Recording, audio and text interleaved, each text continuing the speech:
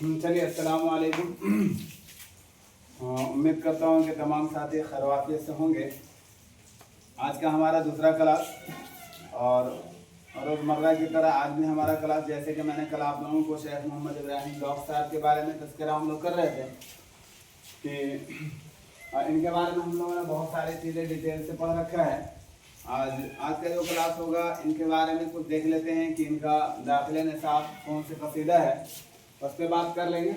और इनके कुछ अहम अक़वाल हैं, इनके नहीं बल्कि इनके बारे में कई अक़वाल हैं जो कई शुरा किराम ने इनके बारे में कहा है, तो उसको ज़रा सा आज हम लोग गौर कर लेंगे और वही पॉइंट को देखेंगे जो हमारा एग्ज़ाम के पॉइंट ऑफ व्यू से काफ़ी इम्पोर्टेंट होगा।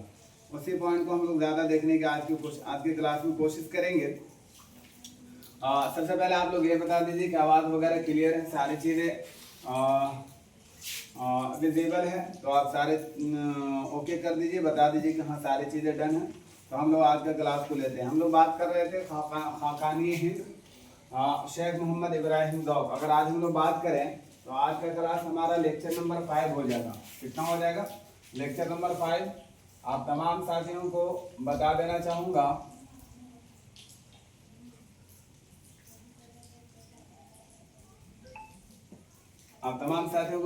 चाहूँगा कि हमारा क्लास का सारा वीडियो प्ले लिस्ट बना करके डाल दिया गया है। आप प्ले लिस्ट में जा करके वहाँ से अगर किसी तरह का कोई दुश्वारी हो रही है तो आप मुझे कमेंट करके बता दीजिएगा। सारा प्ले लिस्ट के अंदर डाला हुआ है, आप 1 नंबर से देख सकते हैं। यूनिट नंबर 2 का हमारा ये 5वां लेक्चर है। इससे पहले हम लोगों ने एक यूनिट को कंप्लीट किया था, मुख्तसर तारीख़ ज़बान उर्दू। इसमें हम लोगों ने बात कर लिया था, उसमें भी लगता है 8-10 वीडियोज़ हैं, आप जा करके देख सकते हैं। प्ले लिस्ट में बना करके डाला हुआ है।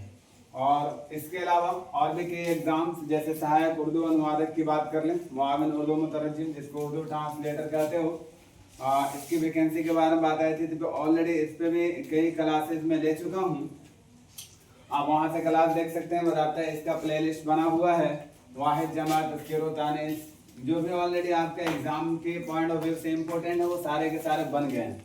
उसके बाद अगर हम लोग बात कर लें बिहार स्टेट, तो बिहार स्टेट का भी मैंने उर्दू का सिलेबस कंप्लीट कर दिया है। बस लगता है कि एक चैप्टर और रह गया, इंशाल्लाह उसको भी हम लोड कर देंगे, बहुत जल्दी कर देंगे। उसके बाद इंशाल्लाह जनरल पेपर की तरफ हम लोग रुजू करेंगे। तो जनरल पेपर की तरफ हम लोग चल करके बात करेंगे, वहाँ से हम लोग उस क्लास को ले लेंगे।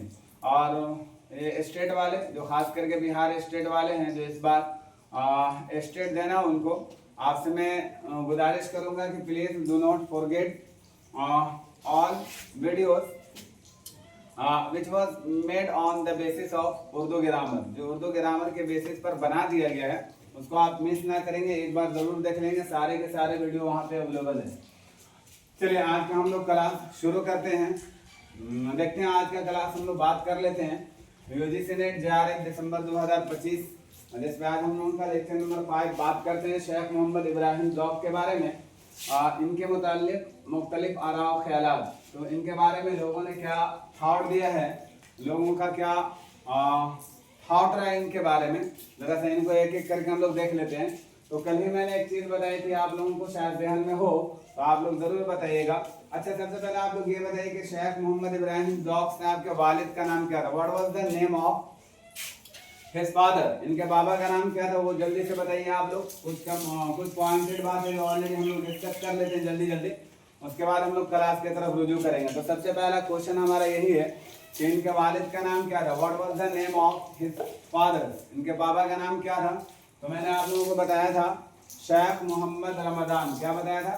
शेख मोहम्मद रमदान। इनकी तारीख़ पैदाइश, कहाँ पैदा हुए थे इसके बारे में जल्दी से बताइए। तो इनकी पैदाइश दिल्ली में है सन 1789 में। कब की पैदाइश है? सन 1789 में। इनको याद रखने के लिए मिर्ज़ा गालिब साहब को याद रखिएगा तो ये भी याद रहेंगे। तो मिर्ज़ा गालिब की सन 1797 की बात कर लें और शेख मोहम्मद इब्राहिम ज़ौक़ सन 1789। इसके बाद अगर हम लोग बात कर लें तो इनकी वफ़ात दिल्ली में ही हुई है और इनकी वफ़ात सन 1854 में। इन्हीं के बारे में कहा जाता है, इन्हीं के बारे में है कि ये कभी दिल्ली छोड़ करके कहीं बाहर नहीं गए। घर से इनको हैदराबाद के एक बादशाह ने मदऊ किया था, इनको बुलाया था कि आप मेरे के यहाँ आ जाइए। तो इन्होंने बाज़ाब्ता कहा था, उन्हें जवाब दिया था। क्या जवाब दिया था? वो शेर क्या था? उन्होंने शेर के जरिए एक जवाब दिया था कि गरचे है मुल्के दक्कन में अगरचे है मुल्के दक्कन में इन दिनों कदरे सुखन, यही बात कही थी उन्होंने कि गरचे है मुल्के दक्कन में इन दिनों कदरे सुखन, कौन जाए ज़ौक़ पर दिल्ली की गलियां छोड़कर। इन्होंने ये कहा था, ये बात आपका इन्होंने जवाब दिया था कि मुझे जाना नहीं है, मुझे जाना नहीं है। Wait wait wait 2 minutes please.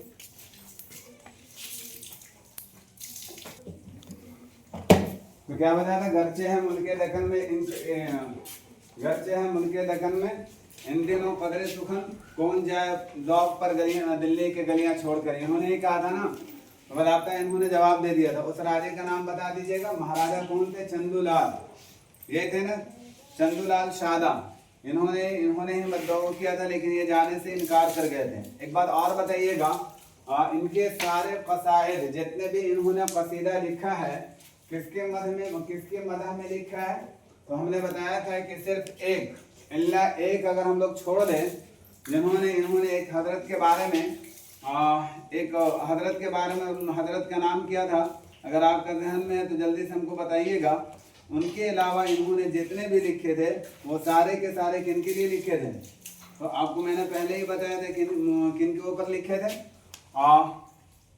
Bahadur Shah Zafar. और एक कसीदा ऐसा है जो इन्होंने एक बुजुर्ग निहाल चिश्ती नाम के बुजुर्ग थे, उनके ऊपर इन्होंने लिखा था।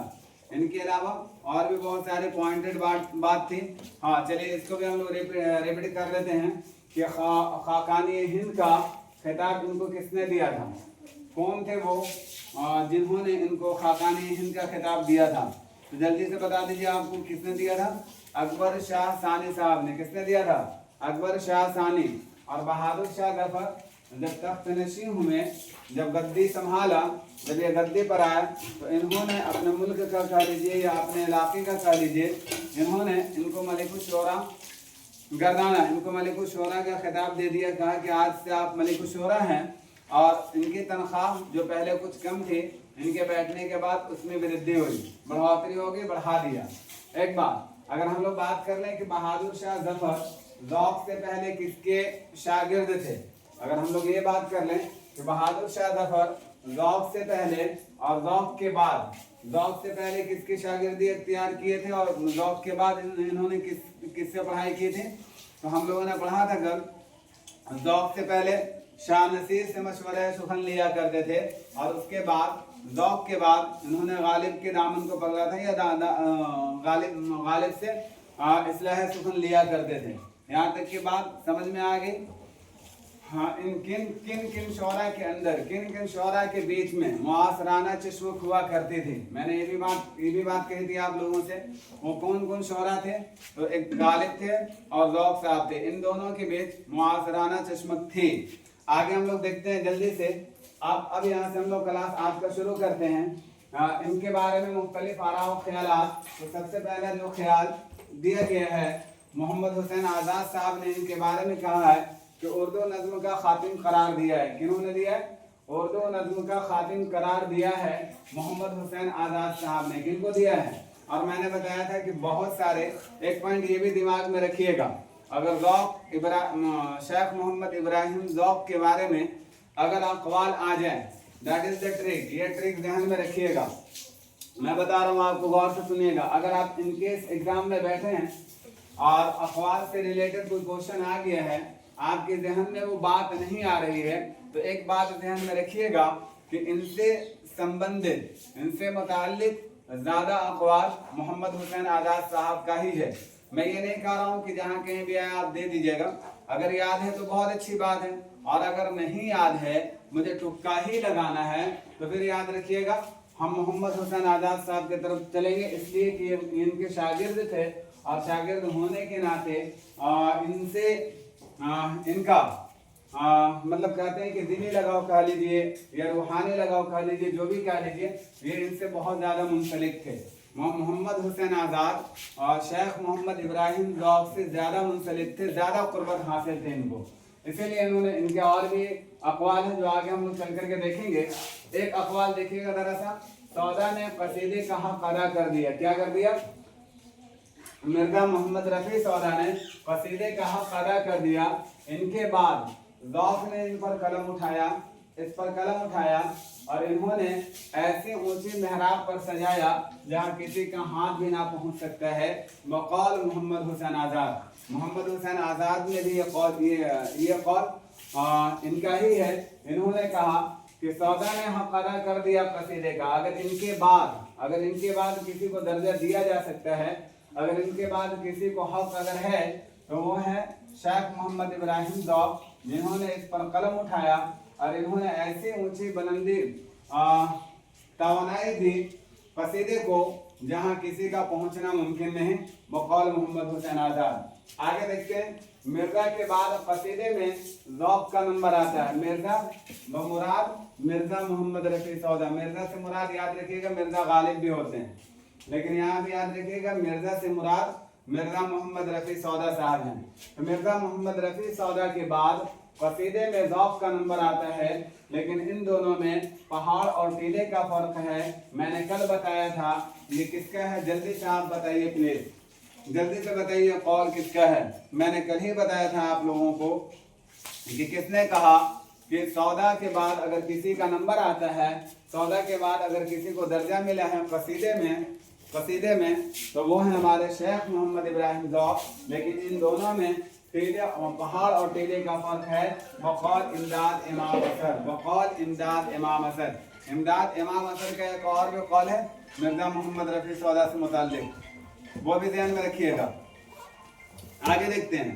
उसके बाद मशक़े सुखन इस दर्जे को पहुंची हुई है कि कोई बात इस साहब सुखन के पैराए बयान से माराना होगी। बकौल सर सैयद अहमद खान।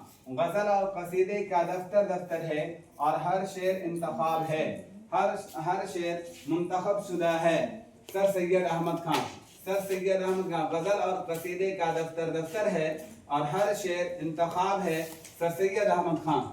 मशक़े सुखन इस दर्जे को पहुंची हुई है कि कोई बात इस साहब सुखन के पैराए बयान से आराना होगी। बकौल सर सैयद अहमद खान। आगे देखते हैं, एक और बात है जो ऑलरेडी पूछी जाने वाली चीज़ है, जो पूछा जा सकता है। आज़ाद ने कहा कि रंग सांवला था, चेचक बहुत ज़्यादा थे। चेचक होने की वजह से ऐसा कहा जाता है कि इनको 9 दफ़ा चेचक हुआ था। क्या मतलब?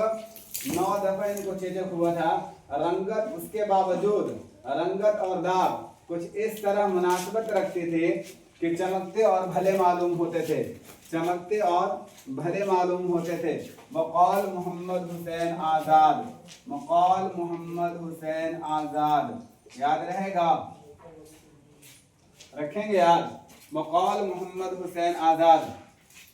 देखिए, अल्ताफ हुसैन हाली से मुताल्लिक एक कौल है, उसको ध्यान में रखिएगा। अगर हो सके, अगर पेन कॉपी लेकर के बैठे हैं तो लिख लीजिएगा, लिख लेने की जहमत कीजिएगा।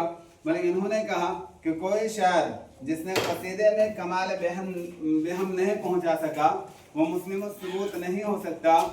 खुद मिर्जा गालिब का मानना है, मिर्जा गालिब का कहना है कि जो कसीदा नहीं लिख सकता उसको शोरा में शामिल नहीं किया जा सकता। इस बिना पर शेख मोहम्मद इब्राहिम ज़ौक़ को वो मुकम्मल शायर और शाह नसीर को अधूरा शायर मानते हैं। बकौल अल्ताफ हुसैन हाली। ज़हन में बात रहेगा कि मतलब अल्ताफ हुसैन हाली का मानना है, ये कहते हैं कि खुद मिर्जा गालिब ने ऐसा कहा कि अगर कोई कसीदे के अंदर अपनी पकड़ और पहचान मजबूत ना कर ले वो मुकम्मल शायर नहीं हो सकता। एक शायर के लिए कंपलसरी है, ज़रूरी है कि वो कसीदा भी लिख सके। और कसीदा लिखने वाला इसी वजह से गालिब कहते हैं, गालिब के कौल को इन्होंने नकल किया अल्ताफ हुसैन हाली ने, कि इसी वजह से वो मिर्जा इनको ज़ौक़ साहब को, शेख मोहम्मद इब्राहिम ज़ौक़ साहब को इन्होंने मुकम्मल शायर माना है। लेकिन नहीं माना है तो इन्होंने किनको नहीं माना है? शाह नसीर को इन्होंने अधूरा शायर कहा है कि अधूरा शायर है। यह भी पॉइंट याद रखिएगा। बकौल अल्ताफ हुसैन हाली। बकौल अल्ताफ हुसैन हाली। कसीदा गोई में ज़ौक़ का पाया बहुत बुलंद है, बहुत ऊंचा है, बहुत ऊंचा है। कसीदा गोई में ज़ौक़ का पाया बहुत बुलंद है। सौदा के बाद इस सिन्फ शायरी के मियार को कायम रखने में इन्होंने बड़ी काबिलियत से काम लिया। डॉक्टर एजाज हुसैन, डॉक्टर एजाज हुसैन, क्या बताया इन्होंने कि शेख मोहम्मद इब्राहिम ज़ौक़ का कसीदे में काफी नाम है। इस तरह से आप अपने दिमाग में रखने के लिए याद कर सकते हैं। ज़ौक़ का नंबर है अब आगे देखते हैं एक और कॉल मोहम्मद हुसैन आज़ाद से मुताल्लिक। अनवरी, ज़हीर, ज़ुहूरी, नज़ीरी, उर्फ़ी, ये सब के सब जितने हैं आसमान पर बिजली होकर चमकते हैं, लेकिन इनके कसीदों ने किनके? ज़ौक़ के कसीदों ने। लेकिन ज़ौक़ के कसीदों ने, ये याद रखिएगा, अनवरी, ज़हीर, ज़ुहूरी, नज़ीर, ये जितने भी हैं फारसी, अरबी और फारसी के आसमान पर बिजली की तरह चमकते हैं, लेकिन ज़ौक़ का जो कसीदा है अपनी कड़क दमक से हिंदी की ज़मीन को आसमान कर दिखाया। बक़ौल मोहम्मद हुसैन आज़ाद, बक़ौल मोहम्मद हुसैन आज़ाद। ये भी बात याद रखिएगा आप लोग, सारी चीज़ें। अगर हम लोग बात करें तो एक कौल और है जिसको आप सुन लीजिए सिर्फ। मोहम्मद हुसैन आज़ाद ने ज़ौक़ के मुताल्लिक लिखा है कि मलिक शोरा का सिक्का इनके नाम से मौजू हुआ और इसके तोगराए शाही में ये नक्श हुआ कि इस पर नज़्म उर्दू का खात्मा किया गया। चुनांचे अब हरगिज़ उम्मीद नहीं कि ऐसा कादिरुल कलाम फिर हिंदुस्तान में पैदा हो। बक़ौल मोहम्मद हुसैन आज़ाद, बक़ौल मोहम्मद हुसैन आज़ाद। फिर एक बार रिपीट कर रहा हूँ, सुनिएगा। ज़ौक़ के मुताल्लिक लिखा है कि मलिक शोरा का सिक्का इनके नाम से मौजू है, इनके नाम से मौजू हैं और इसके तोगराए शाही में ये नक्श हुआ है कि इस पर नज़्म उर्दू का खात्मा किया गया। चुनांचे अब हरगिज़ उम्मीद नहीं है कि ऐसा कादिरुल कलाम फिर हिंदुस्तान में पैदा होगा। अगर हम लोग बात कर लें बक़ौल मोहम्मद हुसैन आज़ाद, ये भी दिमाग में रखिएगा। इनकी एक कसीदा है जो हमारा दाखिली निसाब में शामिल है, जिनको हम लोग याद रखेंगे। उसका नाम ही है ज़हन निशात अगर कीजिए इसे तहरीर, या ज़हन निशात अगर कीजिए उसे तहरीर, जो भी आप कहना चाहते हो इसी या उसे जो भी कह लो। ज़हन निशात अगर कीजिए उसे तहरीर, ये इनका कसीदा है जो दाखिली निसाब है, निसाब में शामिल है। इस पे ध्यान में रखिएगा, जो पॉइंटेड बात है इसमें 3 मतले, कितने मतले हैं? 3 मतले और 100 अशार इसके अंदर है। कितने अशार हैं? 100 अशार हैं इसके अंदर। और ये याद रखिएगा, अगर आपसे ये पूछा जाए कि ज़हन निशात अगर कीजिए इसे तहरीर, ये कसीदा शेख मोहम्मद इब्राहिम ज़ौक़ साहब ने किसकी मदह में लिखी थी, तो याद रखिएगा बहादुर शाह ज़फ़र की बीमारी से सेहतयाबी के वक्त इन्होंने लिखा था। मतलब बहादुर शाह ज़फ़र जब बीमार हुए और बीमार होने के बाद उनको शफा मिली, जब वो ऑलरेडी ठीक ठाक हो गए, तो उस वक्त इन्होंने बहादुर शाह ज़फ़र के लिए लिखा था। और ये याद रखिएगा एक मदहिया कसीदा है। कैसा कसीदा है? एक मदहिया कसीदा है। मैंने कसीदे के बारे में पढ़ा था कि एक मदहिया कसीदा होता है और एक हिजविया कसीदा होता है। तो यहाँ तक के बाद समझ में आ गए हम लोगों को। अब इनका अंदाज कैसा था, अब इनको पहचानने का तरीका याद रखिएगा। ज़हन निशात अगर कीजिए इसे तहरीर, अगर ये मिसरा याद रखते हैं तो हमारा क्वेश्चन हल नहीं हो पाएगा, इसलिए कि कहीं बीच से भी क्वेश्चन उठा करके आपसे पूछता है, तो वहां से जब क्वेश्चन पूछेगा तो आपको ध्यान में रखने की जरूरत है। किसी भी शोरा का जब कलाम आप पढ़ें तो 2-4 ट्रिक अपने दिमाग में बैठा करके रखा करें।